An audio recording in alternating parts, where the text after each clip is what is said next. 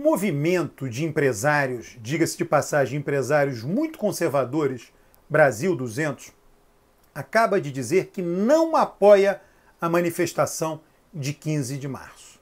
É sobre isso que quero falar. Antes, inscreva-se no canal, dê o like, comente os vídeos. Veja, eu venho chamando a atenção para o fato de que o movimento de 15 de março é um fracasso, independentemente do público que irá às ruas. Não duvido que, se tiverem mais casos aí de coronavírus, os organizadores do movimento venham a desarmar o movimento, ou desarmar, digamos assim, sutilmente, né? Não divulgando ou não chamando muito para o movimento, com a desculpa de que a doença pode se espalhar. Mas antes disso, existe esse movimento empresarial que é aquele lá, o dono das lojas Riachuelo, que foi pré-candidato a presidente, Flávio Rocha, é uma das figuras mais importantes, mas tem o velho da Havan também, tem o cara da Smart Fit, Centauro, enfim, tem muita gente do varejo no Brasil, midiaticamente nesse movimento, um movimento que vinha apoiando fortemente Bolsonaro. E o que eles acabaram de declarar? Que não apoiam a manifestação do 15 de março. É claro, olha, eu falei isso aqui. A manifestação do 15 de março ajuda Bolsonaro a se isolar. Ela agrada aqueles super radicalizados. No outro vídeo que eu fiz sobre a manifestação de 15 de março, a quantidade de comentário de gente radicalizada é impressionante. É isso, eu estarei presente nas ruas do 15 de março. Tem mesmo que fechar o Congresso, enfim, delírios, né? Empresários que são racionais, que buscam aumentar seu patrimônio, aumentar o lucro, disseram: estou fora do movimento de 15 de março.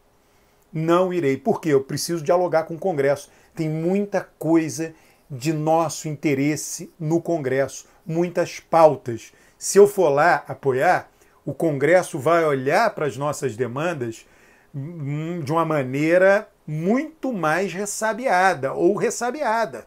Eu não quero confusão com isso. São empresários que estavam fortemente apoiando Bolsonaro até agora. Então eu venho dizendo isso. Os ataques de Bolsonaro à democracia, os ataques de Bolsonaro ao Congresso vão fazendo com que ele perca apoio, ele vai gradativamente perdendo apoio. Na hora que um movimento empresarial, que até pouco tempo atrás apoiava quase que de maneira incondicional o governo Bolsonaro, diz: olha, eu não quero ser associado a isso, não vou financiar, não estarei presente, é uma perda de apoio. É um fato. Bolsonaro perdeu o apoio desse pessoal. Esse pessoal quer dialogar com o Congresso. São pessoas que são moderadas em alguns aspectos e são pragmáticas em muitos aspectos. Pragmáticas por quê? Porque elas não querem o pior para os seus negócios. E o governo Bolsonaro tem sido um governo ruim para os seus negócios. A Riachuelo está com problemas. Coloque aí na procura da internet, você vai ver a quantidade de problemas financeiros. Essas empresas vão precisar de algum tipo de apoio, capital de giro, talvez em algum momento, se não essa que eu mencionei, outras, né? Então, essas figuras não querem estar associadas a um movimento radical do governo. Tá? E eu não irei me surpreender, porque não irei me surpreender com o seguinte: se o Congresso fizer o seguinte, por que a manifestação foi chamada? Vamos voltar lá. Emendas impositivas eram 42 bilhões, caíram para 30, e tem o veto de Bolsonaro, dormiu no ponto. Aliás, o filho defendeu isso, se vangloriou em março de 2019 na Câmara dos Deputados, Eduardo Bolsonaro, dizendo: sempre fomos, eu e meu pai, sempre fomos a favor das emendas impositivas. E agora Bolsonaro vetou, né? Isso é interessante, isso eu vou fazer um vídeo sobre o assunto, por que o governo erra em muitas coisas. Sabe por quê? É o próximo vídeo.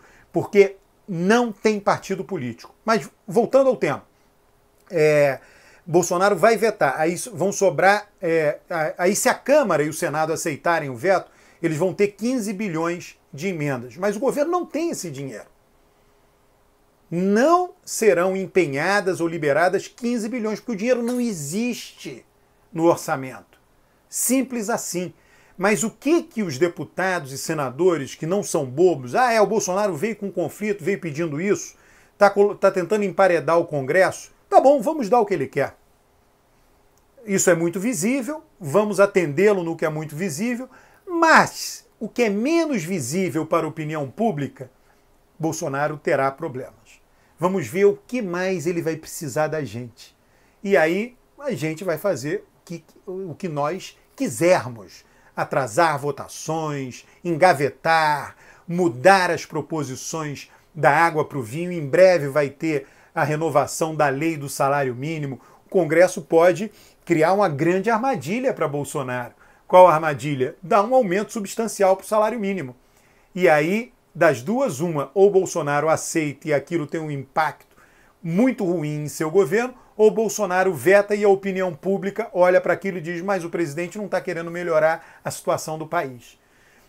Tudo isso está... Agora, por quê? Porque Bolsonaro decidiu entrar em conflito com o Congresso. Decidiu entrar em conflito brutal, frontal, agressivo, né? Algum tipo de conflito, divergência, sempre pode haver, sempre há. Mas o melhor é negociar. São políticos, são raposas aqui que eu falo no bom sentido, no sentido de serem bons negociadores. E aí, para que você não perca poder de barganha diante deles, ou não perca terreno diante desses bons barganhadores, você também tem que ser um bom barganhador. E Bolsonaro não é. Bolsonaro entra simplesmente, ele é assim. As sinapses cerebrais dele só conhecem o conflito dele e dos filhos lá. Então só conhecem o conflito. Então ele só entra em conflito. E o Congresso diz, opa, eu não vou entrar em conflito.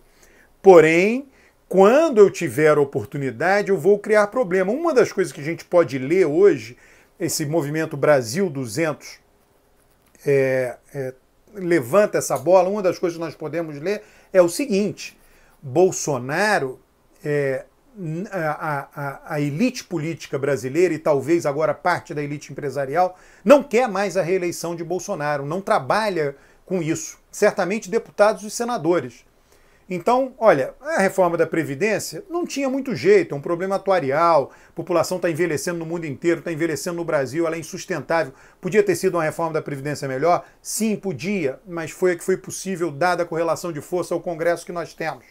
Tá? Então a reforma da Previdência faz. Agora, as outras coisas necessárias para o governo ser viável e estar bem no ano da reeleição, alto lá. Não vale a pena fazer. Estou aqui pensando com a cabeça de um deputado maltratado pelo governo. Não vou agora mais facilitar a vida do governo. O governo não facilita a minha, vou usar o meu poder de barganha. De novo, as emendas do orçamento, tudo bem, pode ceder, não tem problema nenhum. Mesmo que chegue a 10 bilhões, não existe. O Congresso está pensando em ceder, cair de 30 para 15. Não existe esse dinheiro. 10 bilhões dificilmente seria executado. Então, o Congresso vai começar a criar inúmeras armadilhas para o governo, e todas elas muito sutis, nada em campo aberto. O governo Bolsonaro joga contra o Congresso, meio uma guerra em campo aberto, de peito aberto, com tanques. Lembra muito, né, toda a estratégia norte-americana na Guerra do Vietnã, guerra convencional. E ali o vietnamita mais fraquinho, guerra de guerrilha, tudo escondido, armadilhas, né? Você simplesmente não via o inimigo. É um pouco isso, Bolsonaro entrando em campo aberto com tanques de guerra, infantarias, e o inimigo meio escondido, colocando as armadilhas, em vez de ele se aliar a quem ele tornou inimigo, que é o Congresso Nacional. Então esse movimento Brasil 200, esse isolamento crescente de Bolsonaro agora junto aos empresários, né, fica evidente nessa retirada de apoio, se é que apoiaram em algum momento, do movimento Brasil 200 com relação à manifestação de 15 de março. Então a manifestação já nasce enfraquecida, e tem aquele meu vídeo sobre a manifestação, do fracasso dela. Qualquer que seja o tamanho do público, vira um problema para Bolsonaro. Público pequeno, o Congresso diz, olha, não consegue nos emparedar. Público grande, o Congresso diz, olha, vamos ver, temos que encontrar uma maneira de limitar mais ainda Bolsonaro. Muito obrigado pela atenção, inscreva-se no canal, dê o like e comente o vídeo. Um forte abraço.